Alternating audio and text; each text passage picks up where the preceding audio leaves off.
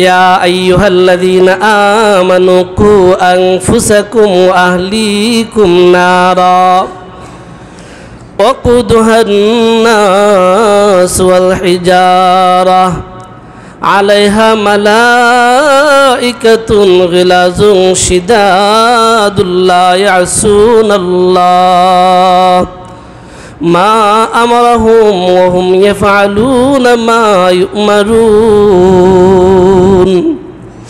আল্লাহ তাআলা আমরা যারা ঈমানদার আছি, ঈমান আনছি, আমরা যারা ঈমান আনছি আল্লাহর উপরে, আমরা যারা ঈমান আনছি রাসূলগণের উপরে, আমরা যারা ঈমান আনছি কিতাবাদির উপরে, অর্থাৎ যাদেরকে বলা হয় মুসলমান ঈমানদার।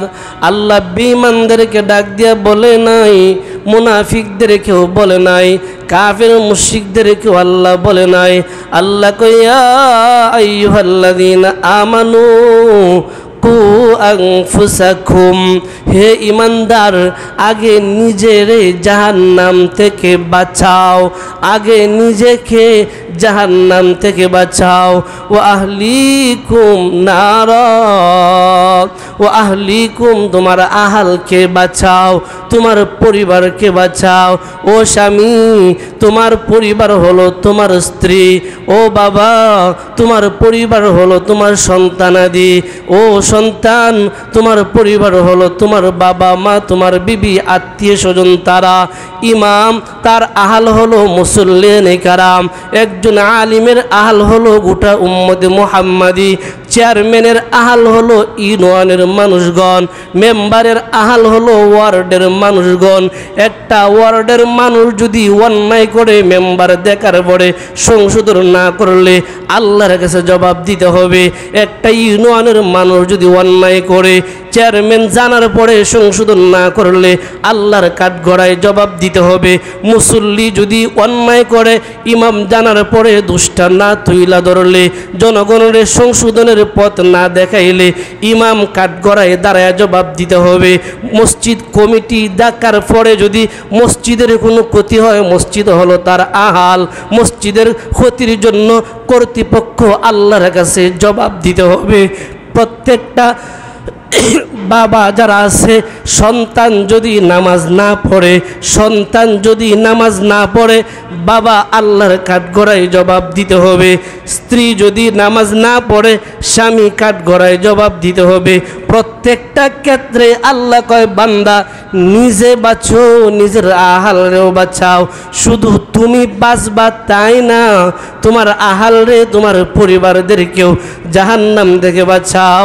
জানো কেমন জাহান্নাম? আল্লাহ কয় এইটা হলো শক্ত একটা ইন্ধন, আগুন, যে আগুনটার লাকড়ি হবে মানুষ এবং পাথর, যে জাহান্নামটার লাকড়ি হবে মানুষ এবং পাথর। আল্লাহ কয় মালাইকাতুন গিলাযুন শিদাদ, ওই জাহান্নামের মাঝে একদল ফেরেশতা থাকবে যাদের হৃদয়টা থাকবে বড় ফাসাদ। মালাইকাতুন গিলাযুন শিদাদ, জাহান্নামের মাঝে একদল ফেরেশতা থাকবে যাদের হৃদয়টা থাকবে বড় ফাসাদ। এদের কোনো দয়া থাকবে না, মায়া থাকবে না, ওরা কোনো কিছু শুনবেও না। একমাত্র আল্লাহ তাআলা যেইগুলি বলবে এইগুলি তারা শুনবে। আল্লাহর আদেশ ছাড়া অন্য কোনো কিছু তারা শুনবে না। এ যুবক ভাই, বৃদ্ধ বাবা, একটাবার হিসাব মিলিয়ে দেখছো আল্লাহর জাহান্নাম থেকে বাঁচার জন্য আমি কি কাজ করতেছি? আল্লাহ যেইভাবে বলছে ওইভাবে আমি চলতেছি কিনা? আল্লাহ বলে, গত শুক্রবারে বলছিলাম, আলা ইন্না আউলিয়া আল্লাহি লা খাউফুন আলাইহিম ওয়া লা হুম ইয়াহজানুন। বন্ধুত্ব হবে তারা যাদের অন্তরে আমি আল্লাহর ভয় আছে। যারা নামাজ পড়ি না আল্লাহর একটাবার ভয় কইরা দেই, কিন্তু নামাজের জন্য আল্লাহ বলছে। এখনো যারা রোজা রাখে না, বলেন তো রোজা রাখার জন্য বলছেন কে?